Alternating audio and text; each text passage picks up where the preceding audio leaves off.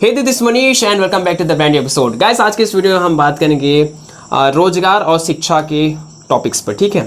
और उसके साथ साथ क्या क्या न्यू अपडेट्स हैं उसके बारे में हम बात करेंगे। So let get start the video. So guys, ये हमारे पापा हैं, ठीक है। मेरा नाम मोतीलाल मनहर है। नमस्कार।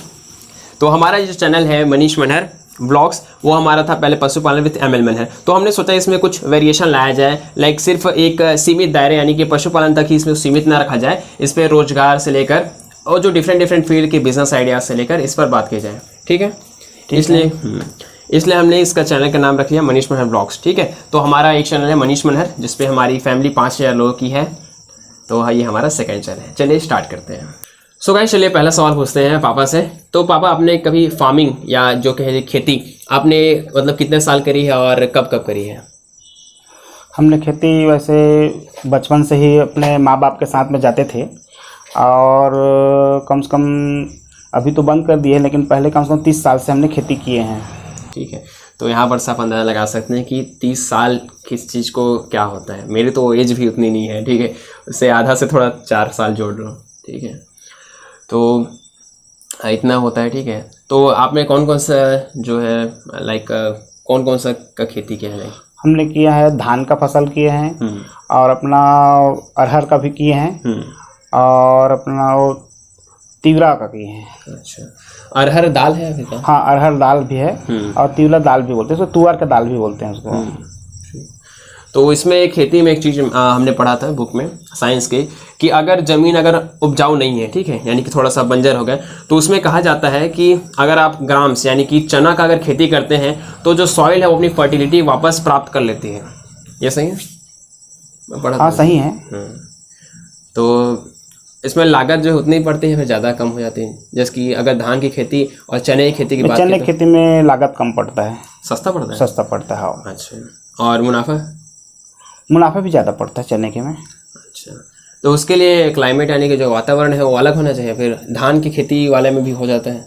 नहीं, धान की खेती वाले में हो जाता है। अच्छा, हाँ। तो खाली गेहूं के लिए बस ज़्यादा गेहूं के लिए अलग लगते हैं? गेहूं के लिए भी अलग लगता है, नहीं है, उसी में हो जाता है, लेकिन उसका और जैसे इसमें ज़्यादा पानी चाहिए धान की फसल में। अच्छा। तो गेहूं की फसल में ज़्यादा पानी की जरूरत नहीं पड़ता। अच्छा। या जैसे चना की खेती उसमें भी ज़्यादा माने पानी की जरूरत नहीं पड़ता।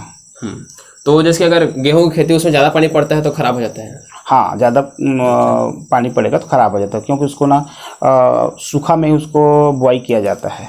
पहले उसको जुताई करके उसको बारीक बारीक रोटावेटर चला के फिर उसको गेहूं का मतलब छिड़काव किया जाता है उसको। अच्छा, हाँ। तो ये हो गया हमारा खेती वाला टॉपिक थोड़ा सा, ठीक है।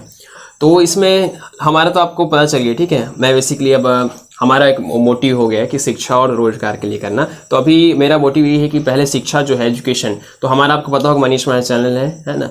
तो उस पर अभी शिक्षा पे बेसिकली अच्छे से फोकस करेंगे। उसके बाद फिर अभी रोजगार पे थोड़ा 30-40% फोकस रहेगा। तो ये हमारे एक टारगेट लेके चल रहे हैं, ठीक है। तो इसमें क्या है, हम रोजगार वाले में बात करेंगे। तो अभी क्या होता है कि किसान का बेटा किसान बनना नहीं चाहता, ठीक है।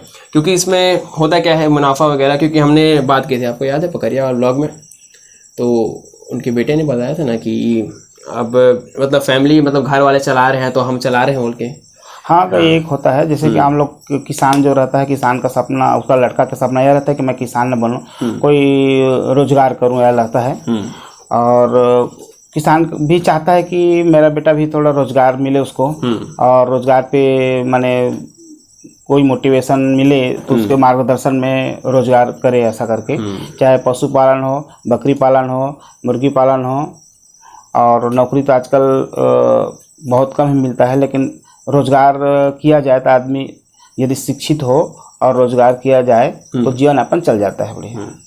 और हमारा तो ये कहना है कि जॉब या बिजनेस, उसमें कोई दो राय नहीं है कि एक घटिया है एक अच्छा है, या ऐसा कुछ राय नहीं है। आप कहते हैं जैसे कि नौकरी, तो नौकरी पहले लगे ना तब तो करें, ये बात है कि नहीं? हाँ, वही तो बोल रहा हूँ ना, नौकरी का उम्मीद तो कम रहता है, लेकिन रोजगार मिल जाए ऐसा उम्मीद रहता है कि करें ऐसा करके।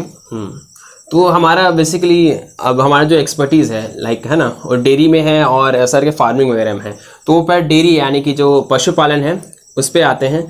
तो डेयरी जो है उत्पादन है ना, तो जैसे कि डेयरी में जैसे कि 200 वाला भी, मतलब 200 गाय वाला भी देखे हैं ना, और 2 वाला भी देखे हैं ना। 2 वाला रहता है, 30 का रहता है, 15 का रहता है। तो इसमें न्यूनतम यानी कि मिनिमम जो खर्चे से कितना रुपए से स्टार्ट कर सकते हैं, जैसे महीने का 10-12 हज़ार रुपया मुनाफा हो सके? हाँ, 10-12 मुनाफा हो सके, जैसे एक गाय से भी कर सकते हैं। जैसे जो जर्सी गाय होती है, कम से कम वो 30,000 की आती है, 25,000 30,000 की आती है।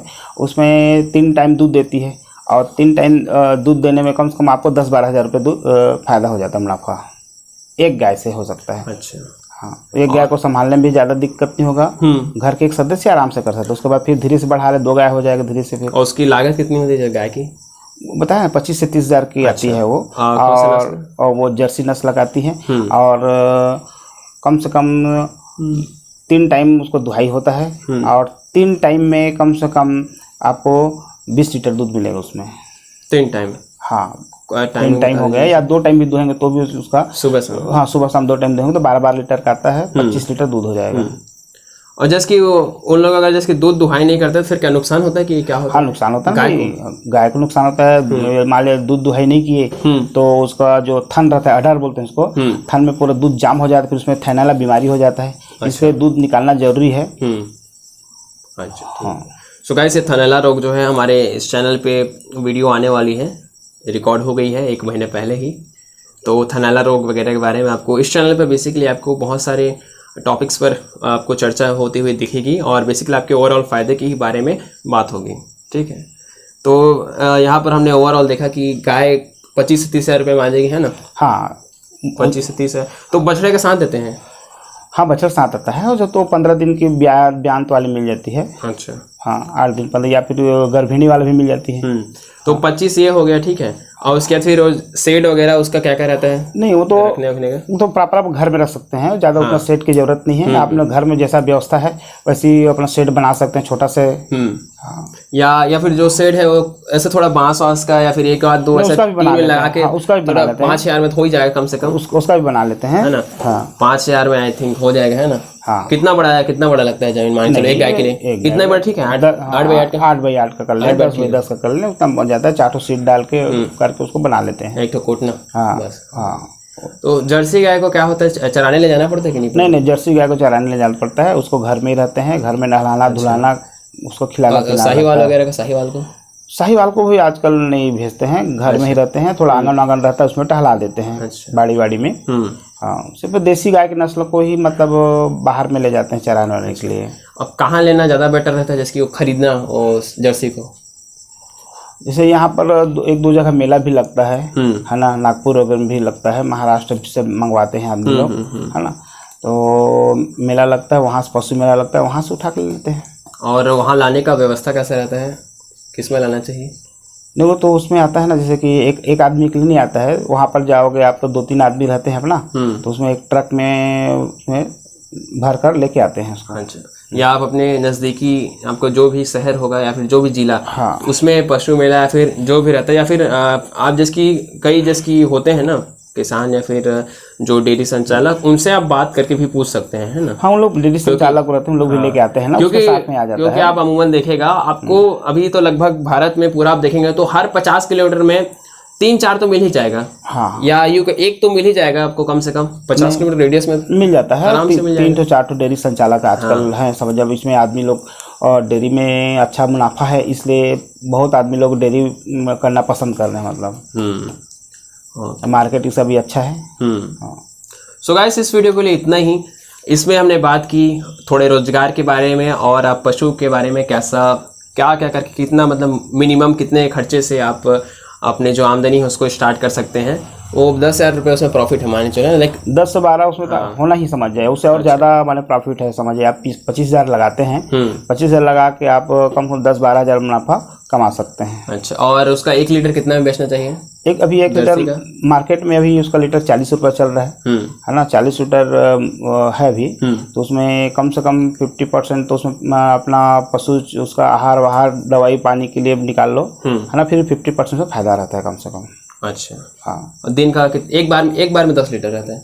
एक बार में 12 लीटर आता है। अच्छा। और 2 बार में उसका वही मतलब 25 लीटर आता है, मतलब उसका 25 लीटर ना, 25 लीटर मतलब कि 750 लीटर महीने का है ना। हाँ 750 लीटर, एक सेकंड, 750 लीटर हो जा रहा है ना, तो 750 महीने का ज़्यादा होगा जी। हाँ हाँ नहीं हो जाएगा, नहीं 750 लीटर महीने का हो रहा है, महीने का 25 लीटर दिन का, हाँ 25 दाहम 250 हो रहे हैं, और तिया 50। हाँ 750 लीटर हो रहा है, ठीक है। 750 लीटर यानी कि ये हो गया 7,500 इंटू फिर 4 करेंगे तो 30,000 रुपये हो रहा है आपका दूध, मतलब कि ये आपका सेल्स होगा। इसको बिजनेस में बोलते हैं सेल्स, है ना, यानी कि रेवेन्यू। तो आपका रेवेन्यू होगा 30,000, यानी कि इससे 50% मार्जिन है ना, खाद आद, तो आपका नेट प्रॉफिट जिसको बोलते हैं ना, या ग्रॉस मार्जिन आपको 50%, यानी कि नेट प्रॉफिट आपका 50%, यानी कि 15,000 रुपये, 15,000 मतलब 12 बोल रहा हूँ, वही 15,000 मान के लिए। तो गैस यहाँ पर वही 12 से 15,000 रुपये आपका हो जाता है ना। तो इसमें आप 25 से 30,000 रुपये मिनिमम इसमें आपको रहता है, ठीक है। और ये 25,000 आप लाइक खेती करके या फिर कुछ भी करके, है ना, कुछ भी मतलब कि रोजगार या नहीं, इसका ऐसा बात नहीं है। अब इसको आजकल भारत सरकार ने इसको लोन भी देते हैं, ऐसा बात नहीं है, लोन व्यवस्था है। आप अप्लाई करेंगे तो लोन में मिल जाता है।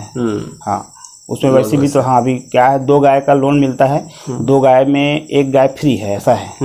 हाँ अभी भारत सरकार ने सिस्टम किया है इसमें लोन। तो जैसे कि आपके अगर जैसे कि भाई हैं, जैसे कि या फिर आपके पारिवारिक जैसे कि हैं, जैसे चाचा का बेटा ऐसा, ताऊ वाऊ ऐसा के, तो आप लोग थोड़ा सा 2-3 मिल कर भी, जैसे कि 2 गाय के साथ 1 फ्री, अगर 3 गाय करके थोड़ा अच्छा से कर सकते हैं उसको। मेरा कहना है कि आप ना स्टार्टिंग से 1 गाय से करिए। हाँ 1 गाय में आपको समझ आएगा, आइडिया हो जाएगा, फिर आप जमीन से फिर बढ़ा लें। हाँ 2 कर लें भाई, आपके पास पैसा नहीं तो 1 गाय से स्टार्ट करें।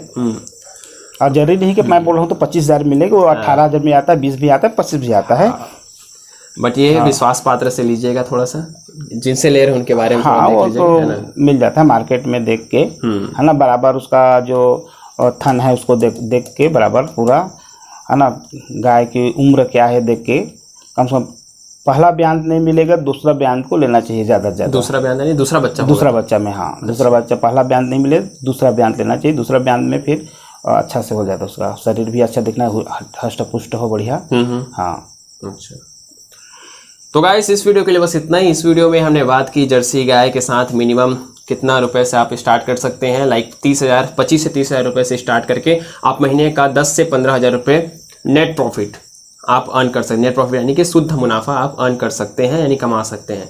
इस वीडियो में बस इतना ही। नेक्स्ट वीडियो हम बात करेंगे भैंस यानी कि बफेलो, यानी कि भैंस से कैसे आप एक जो पशुपालन वाला जो बिज़नेस है उसको आप कैसे स्टार्ट कर सकते हैं। तो नेक्स्ट वीडियो हम बात करेंगे भैंस के बारे में, ठीक है। तो आज के लिए इस वीडियो में इतना ही। अगर आप इस चैनल को सब्सक्राइब नहीं करे हैं तो सब्सक्राइब कर लीजिएगा, वीडियो को लाइक करे बिना मत जाइएगा।